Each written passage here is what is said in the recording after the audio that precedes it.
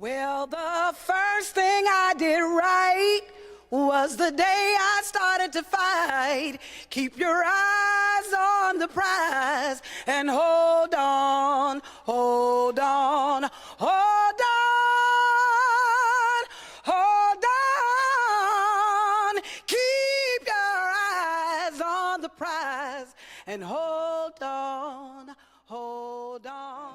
I'm Nikichi Taifa, and I'm over here at Vote For Justice, an evening of empowerment with artists and actors. And I bumped into Congressman Lacey Clay here from Missouri. Oh my God. Congressman, how are you? I'm doing fine. Thank you for having me this evening. This was a great call. I am here to support justice and what it should look like in this country. You mentioned that I'm from St. Louis, Missouri. So we have a lot of experience with justice. And you have a little bit of trust us. Yeah, we sure do. One thing I'll say about Missouri is that we dealt with the issue of enfranchisement properly. So in other words, once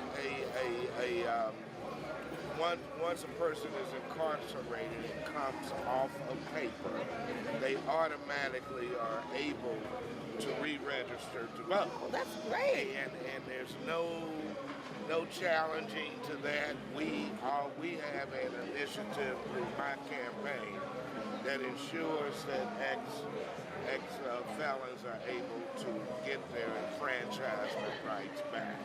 I am so glad to hear this, and I'm really so glad to know that you really helped to amplify that issue, and that's what we're all about here. We're all about trying to strengthen those rights that people have after they have been incarcerated. In fact, we're going to be honoring a number of formerly incarcerated people for their very successful reentry efforts, and we're glad that you're going to be part of this program, pumping it all up. And I know one of your dear friends, I know your wife personally, one of her friends, Tina Arnold, is one of our co-hosts. I don't know if you want to say anything about you know Tina. I do. Yeah. We are looking forward to seeing Tina tonight.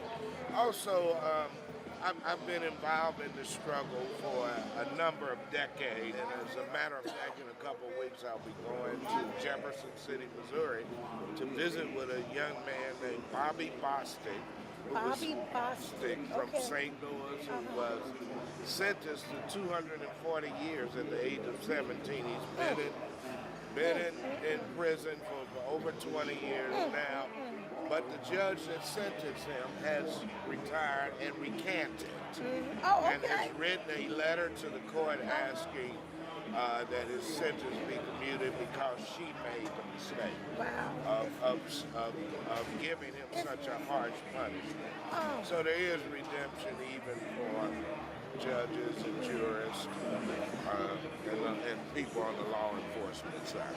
Yeah, so I'm really, really glad to hear this. And I know you're following in the strong tradition of your father, Bill Clay, and I know he has some books that's going to be here for sale as part of our book pavilion here at Vote For Justice. You want to tell us about some of those books? He has contributed 4 books, really. He has written 7. And we have 4 of them here tonight. Bill Clay, Congressman Bill Clay, from back in the day. We have Congressman Lacey Clay here now. Well, Congressman, thank you so very much. And I'm really, really looking forward to the show. I am looking and hearing you on stage. Evening. Yes. And so good to see you. Okay, thank you so much. Thank Blessings.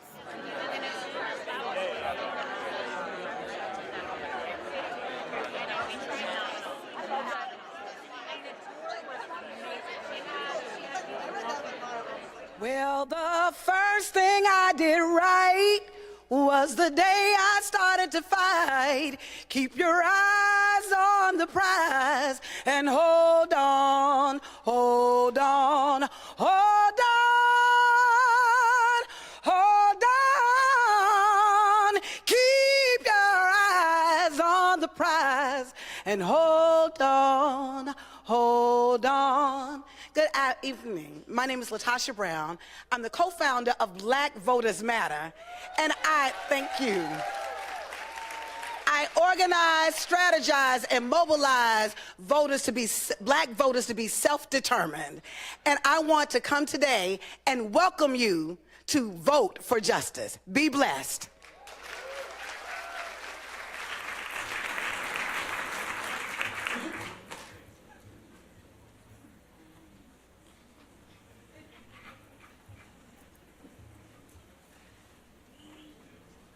Good evening. Welcome to Vote for Justice, an evening of empowerment with artists and activists. My name is Patrick Gaspard. I am the proud president of the Open Society Foundations, and I am extremely grateful to the Justice Roundtable for inspiring all of us into this convening. The way that sister was singing just now, I feel as if we've been called up into church, into service.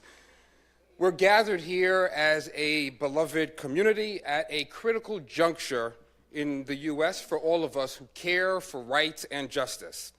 These days, it feels as if all of us are confined in a prison of a madman's vile imaginings, a mass incarceration on steroids. Just think, we may be days away from the confirmation to the highest officers of the land to people who were involved in torture. The Attorney General of the United States dismantles the architecture of rights that we've constructed as a people over generations. And immigrants of color have been abused as pawns by cynical politicians trying to score cheap points with whipped-up mobs. Despite all this, we're all here gathered together tonight in a light of an earned optimism. Our history tells us that we've come together and we've come out on the other side of the darkest times, and we have fashioned a purposeful hope that manages to maintain the gaze of justice. So this is a gathering in the unblinking light of liberation, the light of peace, and the light of a radical patriotism. The liberation of current and future generations of brothers and sisters from a system that imprisons more people of color than South Africa did at the height of apartheid. Think about that. The peace that we will obtain only with the arrival of an uncompromised justice and a patriotism that we reclaim as standard bearers of a people who did not fight their way into the Constitution only to see their children languish in Rikers Island and Folsom Prison. We are here in testimony and in prescription. We're declaring in policy and in artistic expression that we need to and will continue the powerful movement for Black lives that was started on the streets of Ferguson. We affirm that we will uplift real models of community policing, ones that are led by the community and not by regressive law enforcement. We will hold forth the truth that we will advance transformational reforms that resist the criminalization of poverty. We will take up the charge to scour the country for people who should serve as prosecutors with the righteous understanding that our penal system is rooted in the toxicity of Reconstruction. You will hear tonight from members of Congress, top progressive prosecutors, artists, activists, and more. But most importantly, after tonight, we're all going to hear from you. We're going to hear from you in the streets. We're going to hear from you in media. We're going to hear from you in the halls of Congress. And we're going to hear from you at the ballot box. And as Brian Stevenson has so poignantly said to all of us, we have to be proximate to injustice, as we have been, regrettably, for over 400 years under the bondsman's lash. But as we are proximate to injustice, we have to imagine what justice actually looks like, which is why I'm really excited that we're joined by and led by artists. Dr. King used to always talk about the need in our dissatisfaction for a creative dissatisfaction, and in our dissent for a creative dissent. And that's what these artists embody and what they're going to give expression to. So let's get this thing started.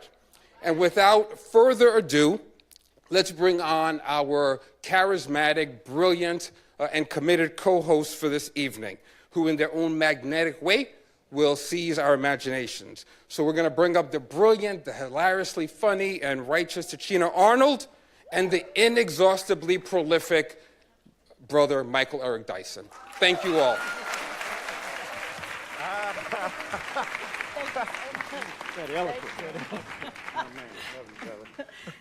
Good evening, everybody. Oh, y'all got to do better than that. Good evening. Awesome. Let's give a round of applause to Patrick, please. Open Society's Foundation and Justice Roundtable for gathering us here tonight to discuss such an important topic at such a pivotal time in American history. That's right. Brother Doctor. Amen. Brother Doctor. Amen. Give it up for Tyson! I don't know. They must be from those shithole countries. Oh, no. But we know where the shithole is. Beneath the nose and above the chin of the President of the United States of America. Every morning at 5:30, he gets up to excrete the feces of his moral depravity into a nation he has turned into his psychic commode. Wake up. Wake up. Welcome to Vote for Justice. Great beginning. I love the beginning. An evening of activists and artists. And before we start our evening, let's give another hand to those impacted by this system that has, since its very inception, targeted marginalized communities. We see you, we hear you, we are you. Give it up for all of you. Well, I know for me, as a black woman in America, criminal justice has touched many parts of my life. I was a little girl from Jamaica, Queens, South Ozone Park. Hey, we got some Queens people in the house. Fucking for Jamaica. Fucking for Jamaica. And my dad was a police officer. My mom worked for the Department of Sanitation. So I saw a lot of people get locked up that are still locked up from my neighborhood, unfortunately. So we know what's happening. We are on the stage to make a change tonight. And you're sitting in that seat to make a change tonight. So thank you for being here. That's why I'm dedicated to changing it. And I know that it can happen in the voting booth and on the ground, right? That's right, that's right. I know a lot of people get cynical, they get despaired. What's a vote gonna do? You can tell what a vote can do. Because it's not just for the president. Look at Larry Krasner, who got elected in Philadelphia in the voting process. And look what happened when we didn't vote a particular way. Now we got HUD. Didn't start with Ye. Got HUD, right? And we know what we got into the education department. That's your vote too. It's not just for who's supposed to be ostensibly in charge. It's at every level. So voting is critical. Voting matters. Voting is not only a right, but a responsibility of our citizens. And as a black man, I've seen it. I got a brother who's been in the Stone Hotel prison for 29 years. My younger brother. They have people who have on tape murdered somebody and got out in 10. This man has been in prison in Michigan for that long. And it's not just the person who's impacted directly. It's the mother, it's the father, it's the collect calls, it's the children, it's those who are separated, it's those who have to make treks of 3 and 4 and 5 hours. It's all of the financial and economic exigencies that we don't account for. So that's why we are here tonight. This ain't just no theory. This affects us in our bodies. Yes, it does. Yes, please. America represents less than 5% of the world's population, yet houses more than 20% of its prison population. How do we get here? How is it that the U.S. locks up more people per capita than any other nation? Today, as impacted persons, the formerly incarcerated influencers, policymakers, and activists sit in this space. There are 2.3 million people in U.S. prisons and detention centers. And while the financial consequences of criminal punishment in this country seem obvious, considering the fact that $80 billion go into this prison system, the human damage is even more difficult to measure. That's what I talked about a bit ago. What has the criminal justice system cost us historically, politically, economically? How has it affected generations, families, and communities? Our humanity. I mean, we can't sit in no Starbucks. We can't go golfing. We can't go to the Waffle House and get no chicken and fries. We can't just sit down and be. It's not what we do, it's who we are that seems to be the problem here. Are y'all here? I need some Baptist church up in here. Can I get an amen? Lord. The cost is massive. Tonight, we survey the damage and the reforms that need to happen immediately to stop the destruction. For those here with us today at home, please share your vision for transforming our criminal justice system by using the hashtag #JusticeLooksLike. Use the hashtag #JusticeLooksLike. Together we can create a social media vision board with solutions and ideas that will help us push for change. But first, The dollars. Dollar. Can everybody say the dollars? $. Cash rules everything around Everything. me. Got to get the money. Dollar bill. Y'all, what?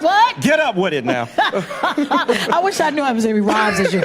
But first, the dollars. Coming to the stage to discuss the financial costs of the criminal justice system is a major force in the fight to end police violence. Co-founder of Campaign Zero and a member of President Obama's task force on 21st century policing, Brittany Packett. BP, are you with me? Give it up.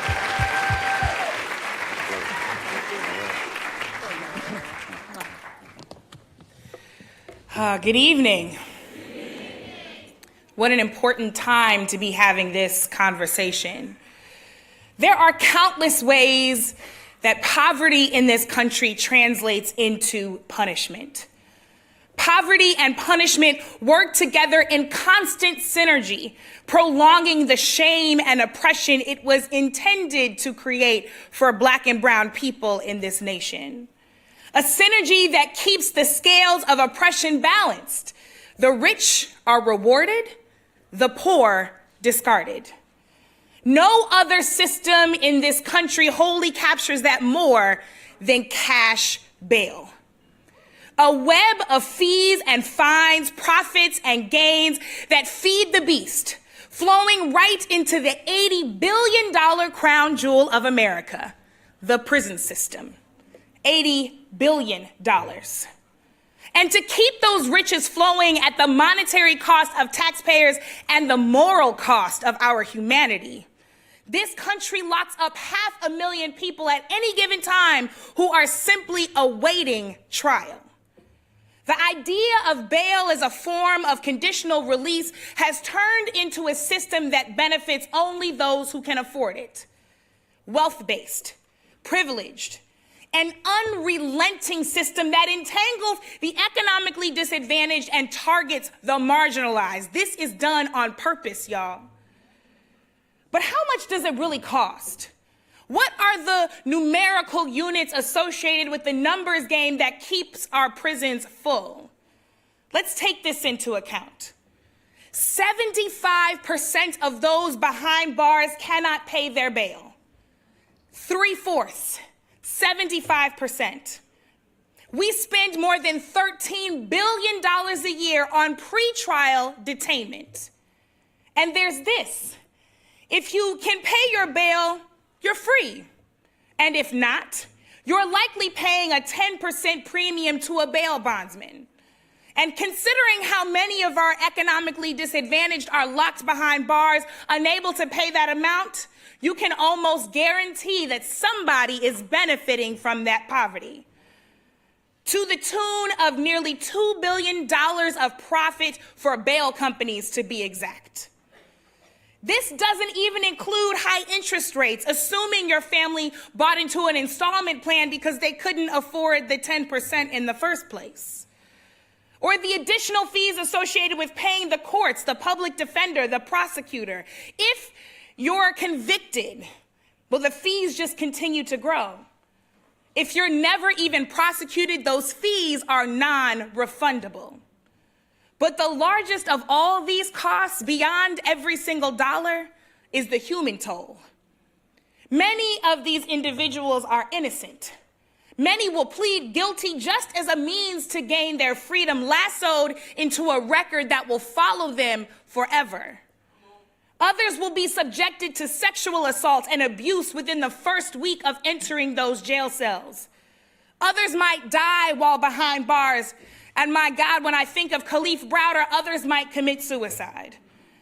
And the longer people are behind bars, the more likely they are to be convicted of that crime, to lose custody of their children, to lose their jobs, to lose the ability to pay down these accrued fees, to lose their very minds, to lose their humanity. We're talking numbers, but the numbers that prove this system even works for greater society simply do not exist. The numbers merely prove to the world at large that we are a nation far less concerned about protecting our citizens and far more concerned about gaining a dollar. We're letting this system impede the lives of whole, worthy, brilliant, resilient communities who contribute so much to this world. And we are letting this system exist on a lie that it was designed for public safety. But who exactly are we saving? Who exactly are we protecting? We are the country whose founding policy architects in theory believed that all people were created equal, but we have found and continue to found that that equality is conditional. If we are to go by the law of the land, then we must recognize what our founding documents say, that whenever any form of government becomes destructive to these ends, it is the right of the people to alter or abolish it and institute a new government. It is time, it is past time to alter the future of criminal justice in this country. It is time to abolish cash bail. Thank you.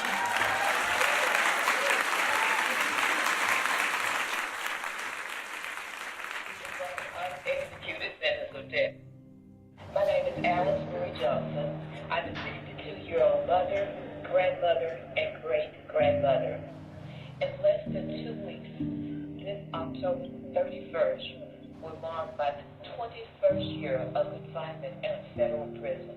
One of my family members told me one time, and I'll never forget that, they told me they're coming to visit me in prison. It's like visit a grave site. They said they could see the place where my body lay, but they could never take me home again. After my jury trial, I was sentenced to life in prison. Life offered me no opportunity for parole, because there is no parole in the federal system.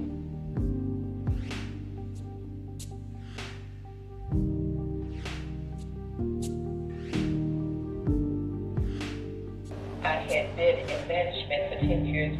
When I lost my job, I struggled financially. I couldn't find a job fast enough to take care of my family. I felt like a failure. I went through a complete panic. And out of desperation, I made one of the worst decisions of my life to make some quick money. I became involved in a drug conspiracy. I missed the birth of grandchildren, being able to be in their lives.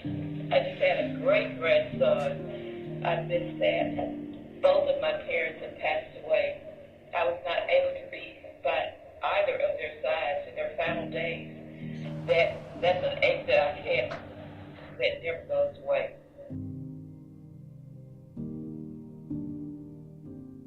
I am not a secularistic society.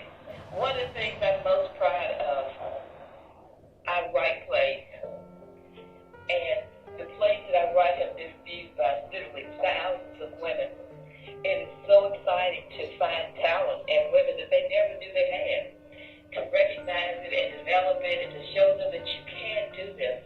So I'm very proud of being able to mentor other women and to help them do their time too.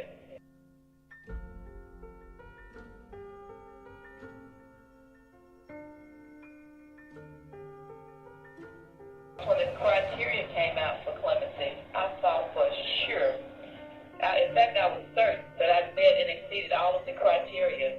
I had 100% clear conduct for the entire time of my entire time in prison, no disciplinary infraction. I'm a true first-time nonviolent offender. Even the prison staff wrote letters about my accomplishments in prison. I had letters from members of Congress, the outside public. Oh my goodness, I had so much support.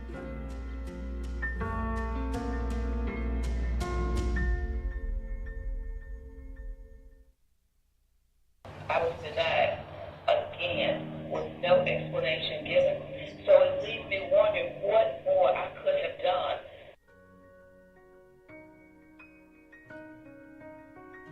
The real Miss Alice is a woman who has made a mistake. If I could go back in time and change the choices that I made and make different choices, I would, but I can't. But what I have done is I have not allowed my past to be the sum of who I am. Please wake up, America, and help end this injustice. It's time to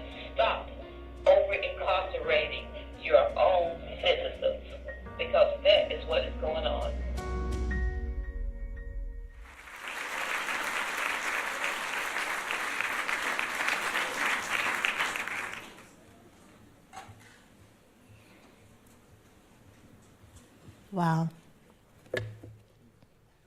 Wow. It is with great honor that I introduce our next presenter. Don't laugh at me.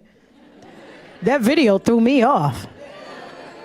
It's just, you know, I'm so happy to see us in these seats. Y'all don't know how important it is for us to stand together for this. It's so important. Yes, give yourselves a hand. A woman who made history when she took the Senate seat in California. And who continues to be a champion for women and girls affected by the criminal justice system.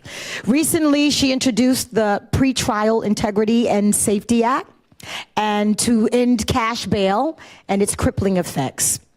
A woman who once wrote, "For years, we've been offered a false choice on criminal justice policy, a choice that suggests one is either soft on crime or tough on crime. Instead, we should be asking, are we smart on crime?" That's a word. Please welcome none other than Senator Kamala Harris.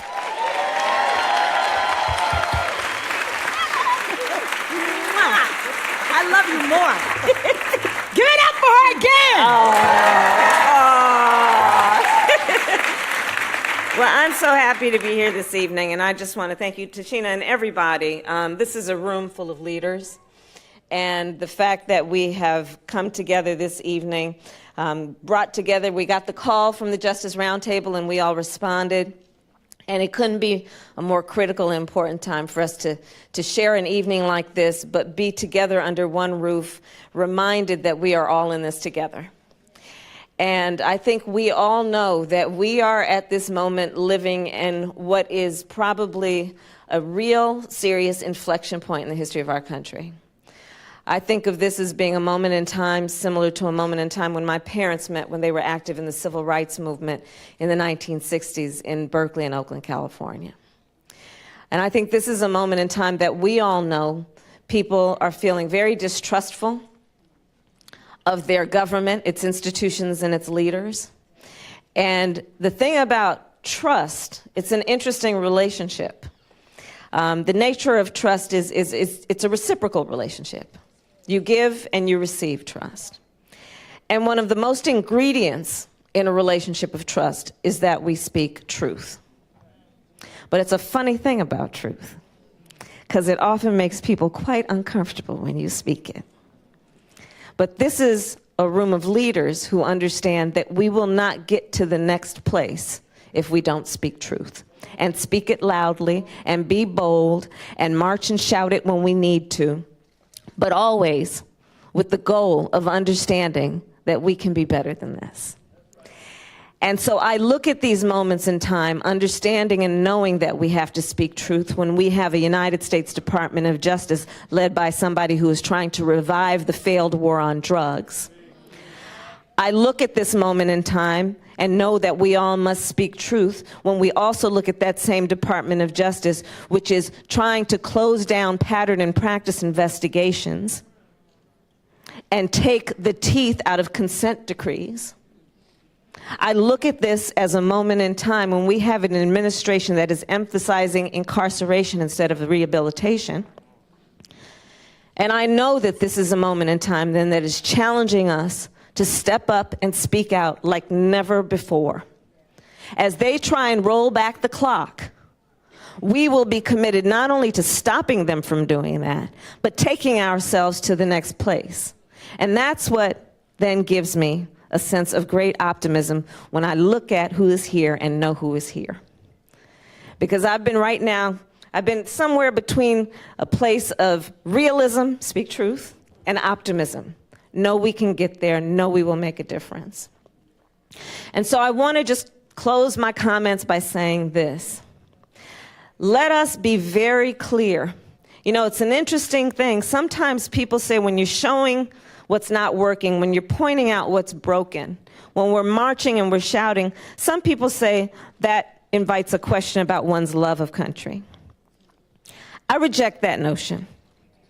In fact, I say there are two definitions of what it means to be a patriot. One definition that suggests you condone the conduct of your country, whatever it does. And then the other that is the kind of patriot, yes, patriot that we are.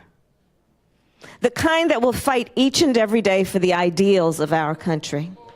And that's what this is about. And that's what this is about. So as we go forward, our chins will be up, our shoulders back, being very clear, we own that flag. It is our flag. And we're not going to let anyone suggest that this is not about anything other than fighting for the best of who we can be and who we are. And so with that, and just saying that let's all be clear, we are not fighting against something. We are fighting for something. We are fighting for something. So thank you, Justice Roundtable, for bringing us together. And my real purpose here is to introduce my Oakland homegirl, Guapale. Now, Guapale has been a friend, and she has been somebody I have known for years, and you all know her for her talent and her beautiful, beautiful voice. But know that her voice is more than a singing voice. And remember, all the great movements have included artists. All the great movements, and that's what this evening is about too. But Guapale has been out fighting for everything from what we need to do to make sure there is equality and fairness in South Africa, to looking at the criminal justice system here in America, to always being a voice about what our children need and what communities in need should have and deserve in terms of dignity. So with that, I introduce to you a girl from Oakland called Guapale.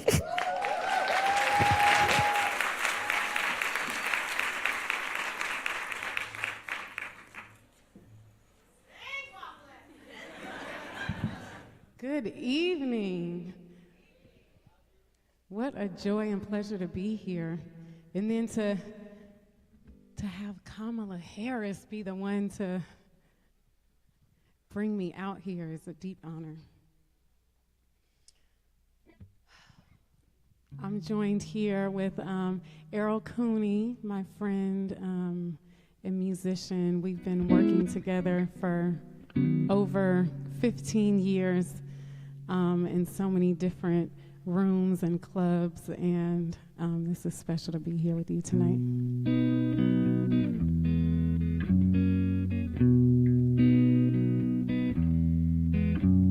Oh, pirates, yes, they rob I, sold I from the merchant ships.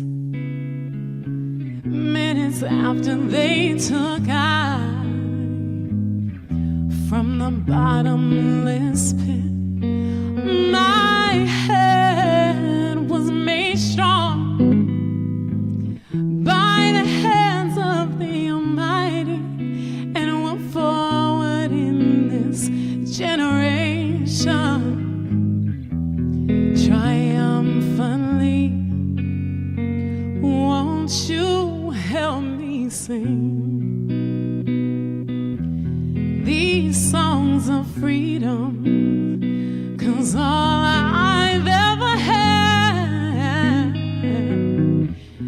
redemption songs. Emancipate yourself from mental slavery. None but ourselves can free our minds. Have no fear for atomic energy. None of them can stop the time. How long shall they kill our prophets while we stand aside and look? Some say it's just a part of it. We've got to fulfill the book. So won't you help me sing these songs of freedom? 'Cause all I've ever had, redemption songs. All I've ever had, these songs of freedom, redemption songs.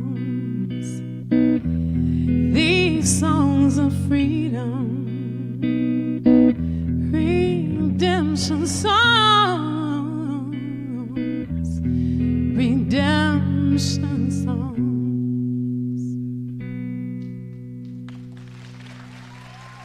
Thank you.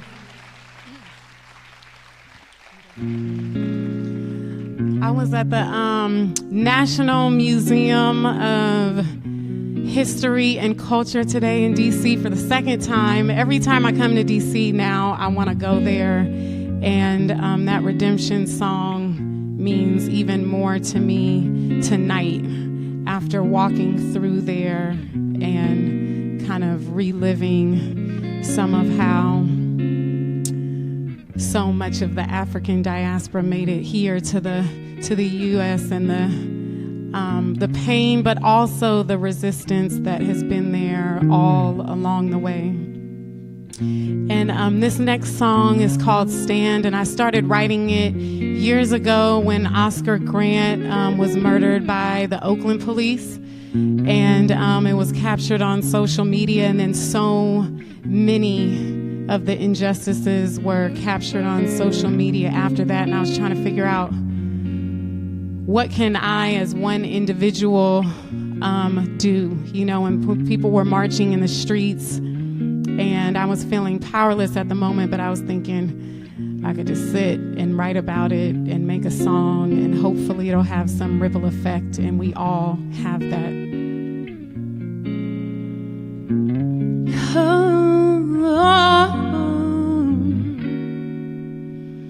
Catch me if you can understand, it's a new day. Life is real, but we still gotta get paid. Let's take it back to the simple things, like love and laughter, not the flash and fame. Stand up to a man, yes, I can take my place.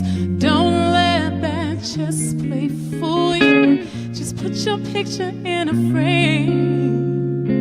It's time to step into this double Dutch game.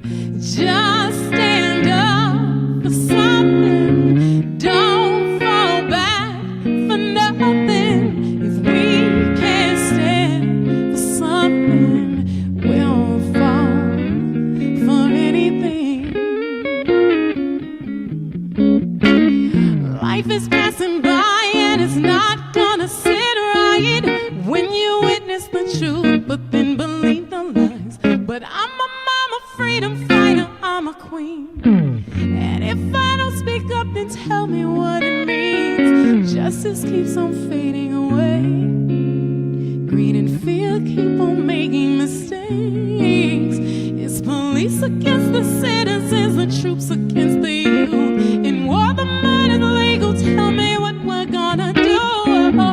Just stand up for something. Don't fall back for nothing. If we don't stand for something, we'll fall for anything. Just stand up for something. Don't fall back for nothing. If we don't stand for something, we'll fall for anything.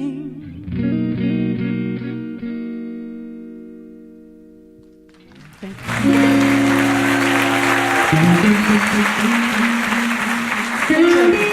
Wonderful, attentive audience. Don't feel like you guys have to be quiet though. Are you guys out there? Are you feeling good?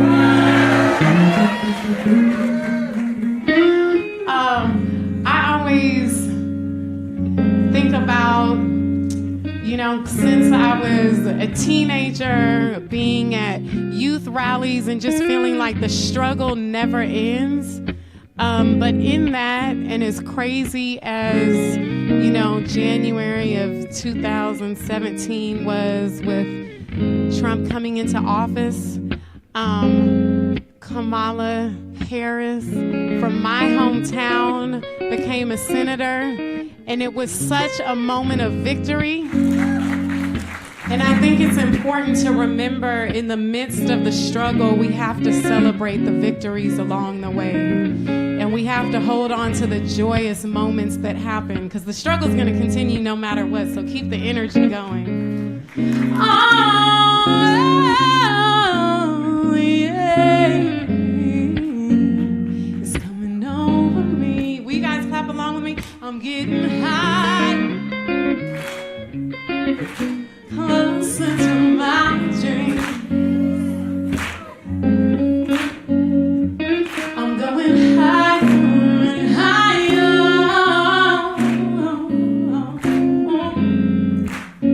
I can feel it in my sleep. Sometimes it feels like I'll never go past here. And sometimes it feels like I'm stuck forever and ever. But now, 'cause I'm going high, oh, closer to my dreams. I'm going higher and higher. And I can almost reach. Sometimes you just have to let it go. Just let it go, let it go. I'm leaving all my fears to just burn and die. I'll just push them all away so I can move on closer to my dreams, and I can feel it all over my being. Just close your eyes and see what you believe. You know the path is long, but we're moving closer to our dreams. Together we'll go higher, oh, closer to my dreams. Yeah, we're going higher and higher.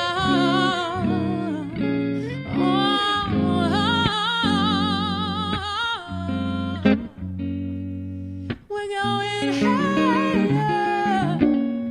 higher.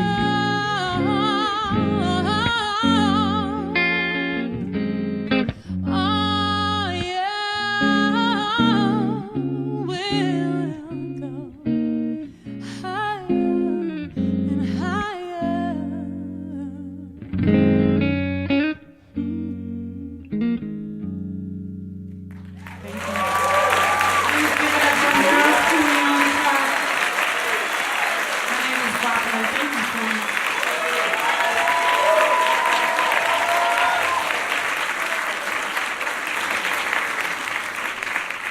To me, straight up racist, the sucker was simple and plain.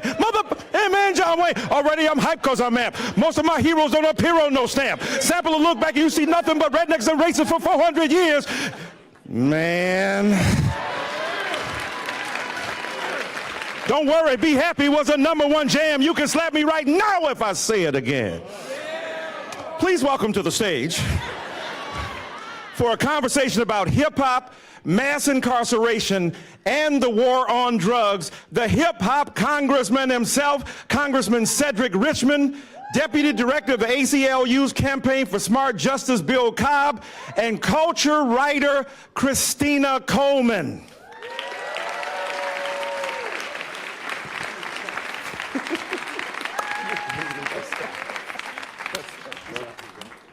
You acting up. God bless you, babe. Am I moderating the conversation? Am I moderating the conversation? You want to? No. I think you should do it. Okay. All right, thank you. You need the microphone? No, I'm okay. Yes, ma'am. I'm okay. All right. Thank you all so much for coming here tonight. It is such an important night, and I'm so excited to talk about one of my favorite things, which is hip-hop music. So before we start, I just wanted to put an icebreaker out there. We talked about this backstage a bit, but I wanted to talk about your favorite hip-hop moment, song, album, and it doesn't necessarily have to be connected to the subject matter tonight, but because we love hip-hop. Yeah, my favorite lyric, favorite MC is Rakim, Follow the Leader. It just talks about his artistry, his genius, and then there's deep competition in hip-hop, and so this lyric just literally separated him from everybody else until the end of time. He said, what can you say as the earth gets further and further away, planets as small as balls of clay? Let's stray into the Milky Way, far and out of sight. As far as the eye can see, not even a satellite. Now stop, turn around and look, and as you're staring in darkness, your knowledge is took. Soon you're staring, suddenly you see a star. You better follow it, because this the R. That is just mind-blowing, so that's my favorite still. Wow. So we got two performances, one from Michael Eric Dyson and one from Bill Cobb. So thank you. Thank you so much. And Cedric. Well, you won't get a performance from me. Dear Mama, the entire song captures it for me, but just think about the one little part when he says, although you were a crack fiend, Mama, you were a black queen, Mama. And I think that speaks so much to me in terms of not only black women, but black people. Although we have our flaws, we're still kings and queens, and we should think of ourselves that way. But, you know, but on a daily basis, it's very hard for me to leave the world of Lil Wayne, Juvenile, and all that good stuff.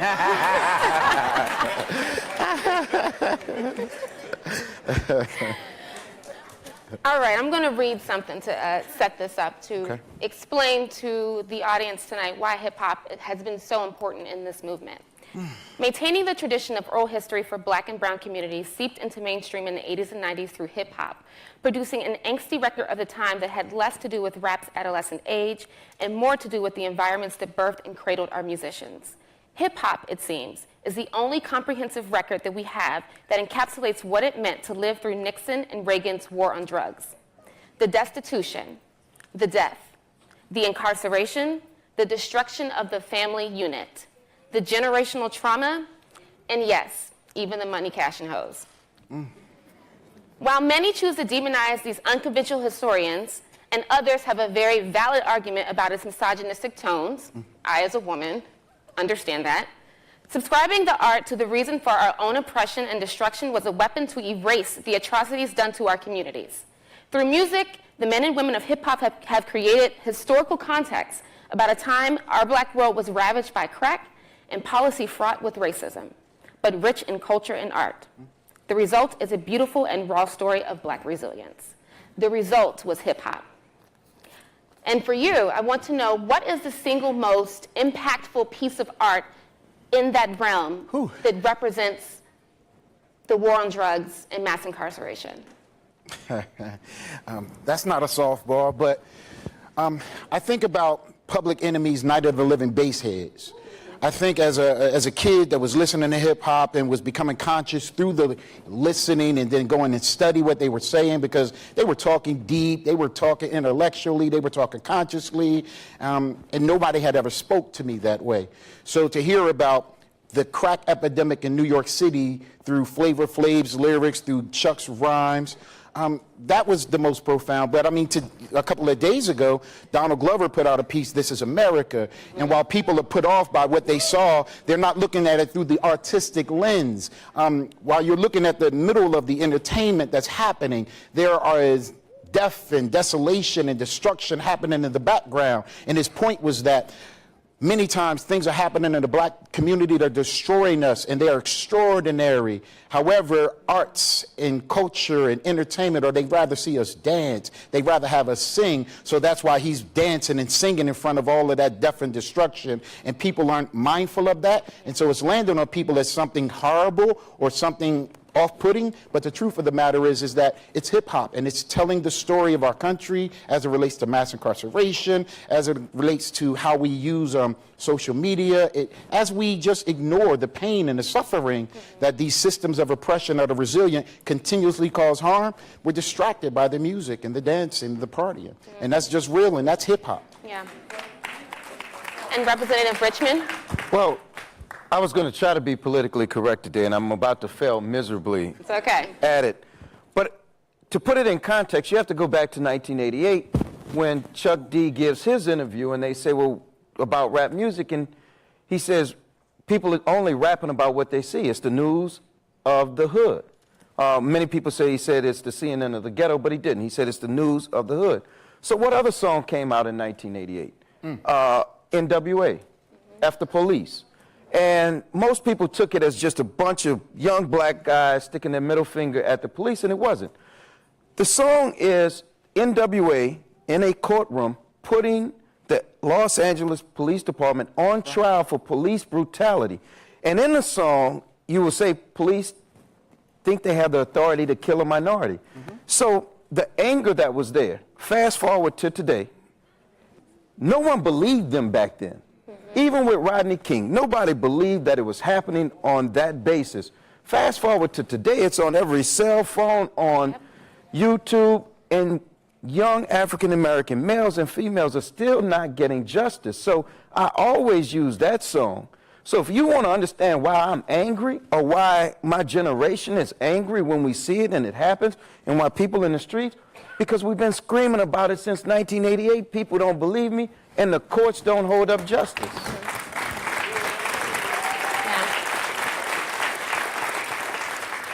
Do you think the artists of that time, we're going back to 88, 87, 88, knew what they were doing, that we would look at this as a historical record?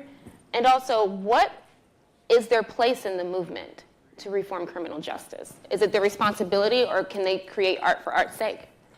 They can create art for art's sake, but some of them who have been successful and some of them who, lyrics were not the most uplifting, I think they have a responsibility to let people know it's art. See, the problem is, when I grew up, people tried to emulate what they saw in those videos and in the TV. And I'm not saying that it's the artist's fault that we didn't know that it was make-believe.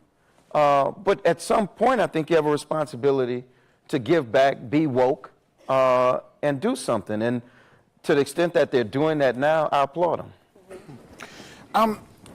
Each of us are responsible for what our leadership does and what it doesn't produce. An artist is allowed to be an artist. If an artist wants to be an activist, they are entitled to do that too. I think that each of us have an opportunity to really take a look at what our leadership is producing and focus on that instead of being critical about what other people are adding to the movement or what they may or not be adding. So if they activists, they activists. If they artists, they're artists. If one day they decide to become conscious and one day they decide to become unconscious, that's on them. I really have to be focused on what I'm doing and what my leadership is producing, and I would hope that everybody else felt the same way. Yeah. And I think that there is place for growth, and I think we see that with Jay-Z, who has been very vocal about criminal justice reform, and even Meek Mill, whose situation is all over the news, and we're lifting him up because that was a huge miscarriage of justice. Absolutely. Where do we see hip-hop in the future of criminal justice reform? Criminal justice reform is becoming really popular, and things like tonight are going to make it even more popular. And as a result of those individuals actually being the people who have suffered as a direct result of mass incarceration in our criminal justice system, you're going to see a great deal more people becoming actively involved in changing policies and practices that are destroying their communities. As their platforms become larger, as their resources become more, we're working with so many celebrities and so many different artists who are now focused on these issues. So I think that we'll see a great deal more people come into the space, but it also depends on how effective we are in changing these things. So right now it's really popular, it's really trendy. We're making it even a little more trendier tonight. So I hope that more people actually get involved into the fight, start making investments in their communities that really have a profound impact on changing the quality of life. Well, I think you can't talk criminal justice reform, and I like the fact that the attention is there. But a lot of attention we really need to narrow down to prosecutorial discretion. And when we start looking at all of the cases, the things about our community and our kids and minority kids is that they don't get that prosecutorial discretion. They get overcharged, and they get sent away. And that's the part where I like that it's coming mainstream, because what I hope is that, look, I have a loud voice, and I can go endorse, and I can get involved in DA's races all around the country. And I hope that other people who are now into it continue to do like other leaders are doing and contributing to make sure that we get conscious district attorneys around this country, because they not only decide when to charge our children, they get to decide when not to charge police officers and others. So let's not, as we talk about it, forget the power of the prosecutor, and that we're starting to see, because prosecutors take great joy in getting the right scalp on their wall. And just so too often the right scalp looks like me, whether he plays football, basketball, baseball, or a politician. Yes, yes. And I wanted to end on a positive note. I know we got to go and get off the stage, but we've been asking folks at home and folks in this room to use the hashtag #JusticeLooksLike. And I wanted to ask you both, what does justice look like? Justice looks like when anyone who's impacted by an incident, when they all have an equal opportunity to heal. That's whether or not a person perpetrates a crime, that's a person who's a survivor of crime, and that's the community in which that incident happens. And until all parties have an equal opportunity for healing, we're never going to be a just society. Well, for me, it's hard. In this country, I've never seen justice in terms of real equal justice. And I think that we have to continue fighting to where, you know, zip code, area code, race doesn't matter. And far too often in this country, it does. And I think that we just have to keep fighting until that doesn't matter. We can't pretend we're post-racial. We have to be post-racial. And so it's hard to describe something that you have not seen equal justice in this country. Yes, yes. Give it up. Thank you guys so much for joining us tonight. Thank you.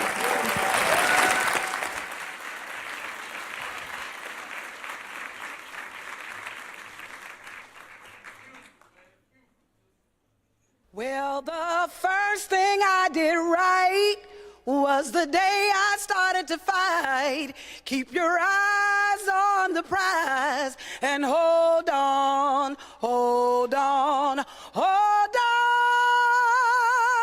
hold on. Keep your eyes on the prize and hold on, hold on. Hold on, hold on, hold on, hold on. Keep your eyes on the prize and hold on,